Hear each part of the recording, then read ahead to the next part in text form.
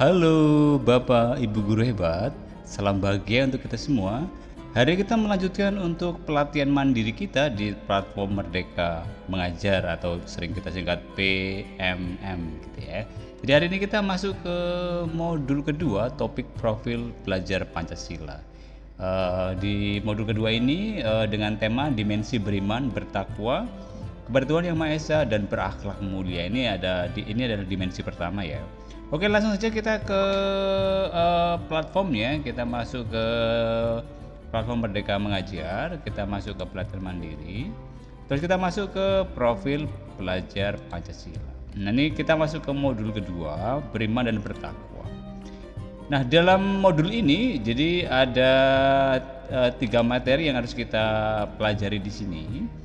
Untuk yang pertama itu ada dimensi beriman dan bertakwa kepada Tuhan Yang Maha Esa. Aktivitas pertama itu dimensi beriman ya. Kita harus melihat video ini.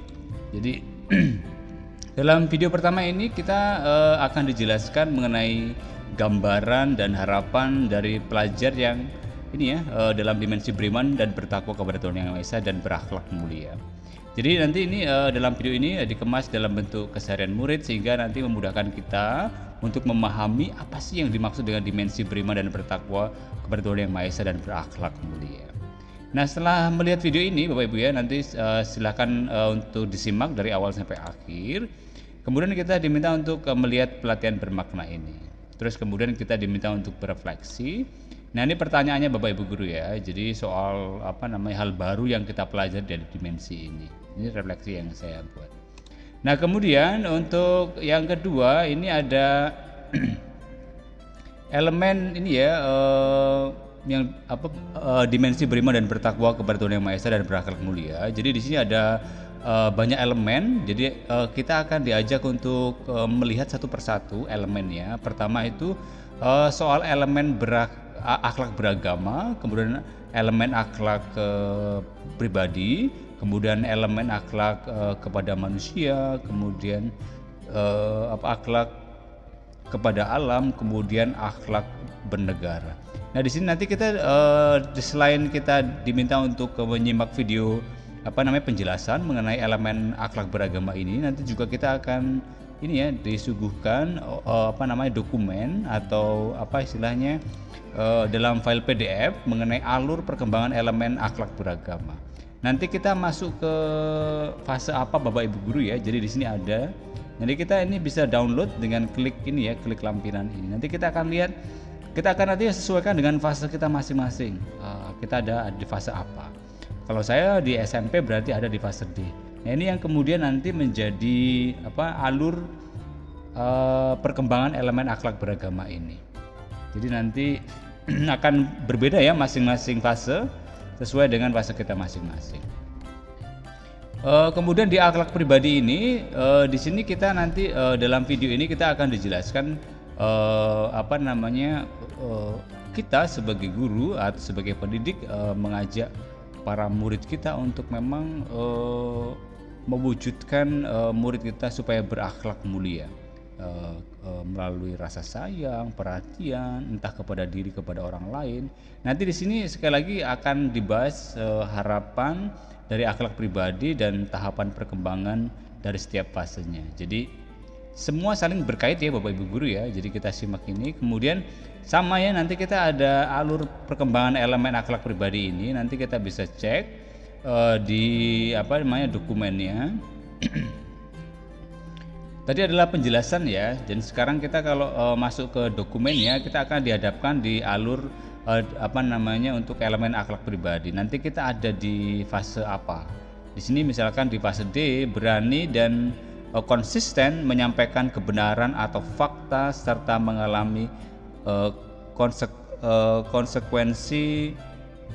konsekuensinya untuk diri sendiri dan orang lain. Ini subelemennya adalah integritas Bapak Ibu guru ya. Kemudian nanti ada merawat diri secara fisik, mental, dan spiritual. Nanti di fase D tahapannya mengidentifikasikan pentingnya menjaga keseimbangan. Nah, ini kemudian menjadi alur perkembangan ya, karena ini sekarang sangat penting ya untuk bagaimana kita menentukan alur perkembangan, alur tujuan pembelajaran begitu ya di kurikulum baru kita. Oke, Bapak Ibu guru, jadi itu untuk ini ya, untuk lampiran untuk perkembangan elemen pribadi. Dan nanti kita akan sampai sekali lagi sampai ke elemen akhlak beragama ya. Nanti untuk dimensi beriman dan bertakwa ini sekali lagi ada 1, 2, 3, 4, 5. Ada 5 elemen. Elemen akhlak beragama, elemen akhlak pribadi, kemudian elemen akhlak kepada manusia, elemen akhlak kepada alam, dan elemen akhlak bernegara. Jadi saling berkaitan satu dengan yang lain, Bapak Ibu guru ya. Setelah selesai, nanti kita diminta sekali lagi untuk membuat refleksi. Refleksi ini berkaitan dengan strategi pembelajaran yang ingin kita coba praktekkan. Apa sih strateginya? Begitu. Setelah itu kita setelah mempelajari modul 2 modul ya, atau 2 materi, kita nanti kemudian akan mengajarkan post testnya. Jadi Bapak Ibu guru, langsung saja kita bahas untuk post testnya ya. Jadi semoga ini sih bisa membantu kita untuk memahami keseluruhan dari rangkaian dimensi beriman, bertakwa kepada Tuhan Yang Maha Esa, dan berakhlak mulia. Oke, langsung saja kita coba untuk kerjakan. Pertanyaan pertama, pelajar Indonesia adalah pelajar beriman dan bertakwa kepada Tuhan Yang Maha Esa. Keimanan dan ketakwaan ini terejawantahkan dalam akhlaknya yang mulia kepada dirinya dan sesama manusia, dirinya orang lain dan alam, dirinya orang lain hewan tumbuhan, dirinya sesama manusia, alam, juga tanah air. Yang mana Bapak Ibu guru? Jadi kalau kita lihat tadi, kalau kita masih ingat elemen-elemennya, jadi ini akan menuju kepada ini ya, kepada yang opsi yang B. Jadi terhadap diri, sesama manusia, alam, juga tanah air. Jadi ini merupakan satu kesatuan yang tidak bisa dipisahkan. Selanjutnya kita bahas untuk pertanyaan nomor 2. Pada dimensi beriman, bertakwa kepada Tuhan Yang Maha Esa, dan berakhlak mulia, elemen yang menguatkan hubungan murid dengan Tuhan Yang Maha Esa adalah elemen apa ini? A. Akhlak beragama, akhlak pribadi, akhlak kepada manusia, akhlak kepada alam. Kalau kita lihat ya mengenai hubungan murid dengan Tuhan, jelas ya ini mengarah ke opsi yang A, yaitu akhlak beragama. Karena kita lihat ini ya, sekali lagi hubungan murid dengan Tuhan Yang Maha Esa. Jadi opsi yang A. Kemudian kita beranjak untuk opsi pertanyaan berikutnya. Berikut adalah contoh mengintegrasikan elemen akhlak pribadi dalam pembelajaran di kelas, kecuali berarti yang bukan Bapak Ibu guru ya. Yang A, guru SD menjadikan kejujuran sebagai keyakinan dan budaya kelas. Guru agama mengambil topik kajian keagamaan berdasarkan isu yang dihadapi murid. Guru sejarah mengajak murid melihat dua sisi sejarah untuk mengajarkan murid berempati. Guru PJOK memberikan pembelajaran olahraga yang menyenangkan agar murid suka dan nyaman berolahraga. Kita lihat ya Bu ya, Bapak Ibu guru ya, kita lihat kata kuncinya itu sekali lagi mengintegrasikan elemen akhlak pribadi dalam pembelajaran di kelas.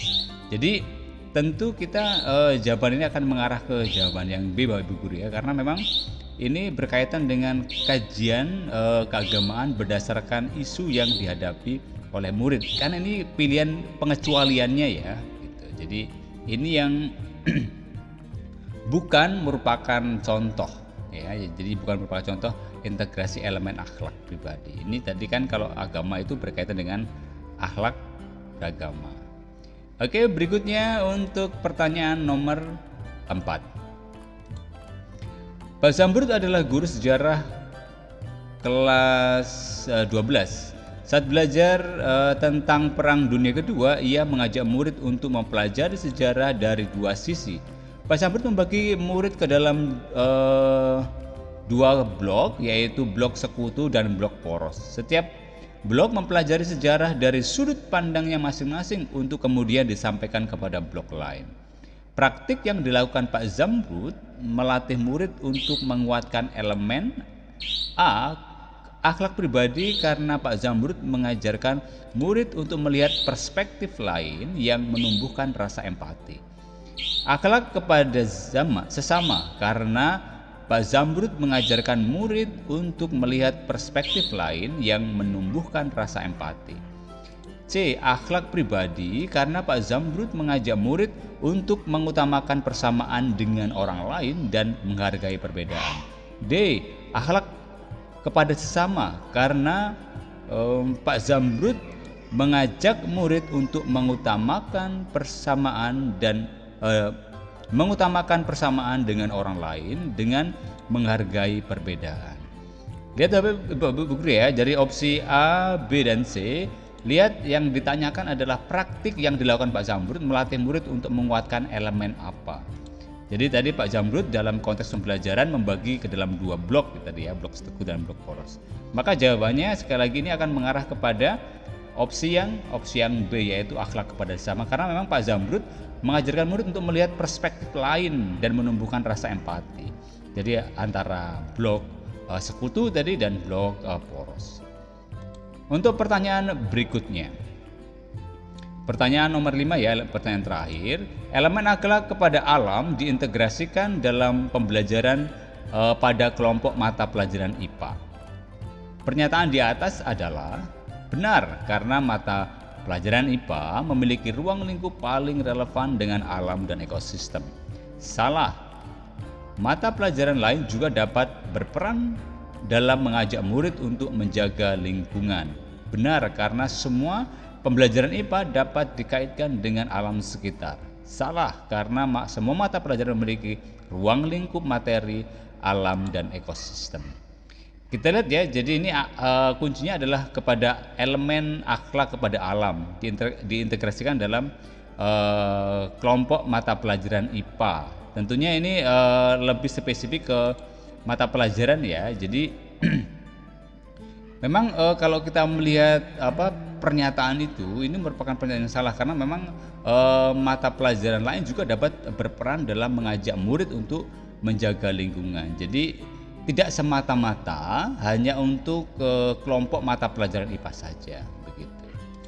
Jadi demikian Bapak Ibu guru, ini merupakan summary-nya untuk pemahaman tema dimensi beriman dan bertakwa kepada Tuhan Yang Maha Esa dan berakhlak mulia.